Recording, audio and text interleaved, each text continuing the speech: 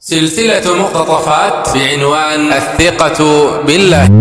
لما أراد الله عز وجل أن يخرج نبيه يوسف عليه الصلاة والسلام من السجن، لم يرسل الله عز وجل صاعقة من السماء لتخلع باب السجن، لم يرسل الله أو لم يأمر الله عز وجل جدران السجن أن تتصدع، بل أرسل الله عز وجل رؤيا في هدوء الليل تتسلل إلى قلب الملك، فلما رآها واستيقظ من نومه دعا يوسف ليؤول له الرؤيا، فخرج يوسف من السجن عزيزا كريما. فلنثق بالله وإن طال الألم إن النصر مع الصبر، وإن اليسر مع العسر، وإن فرج الله قريب، لأن الله يملي للظالم يملي له حتى إذا أخذه لم يفلت. والله بيده مفاتيح الفرج بيد الله لا بيد غيره، وعنده مفاتيح الغيب لا يعلمها إلا هو. يا عباد الله ويا أيها المسلمون، ثقوا بربكم وتوكلوا عليه، فإن من وثق بربه وقاه، ومن اعتمد على ربه كفاه.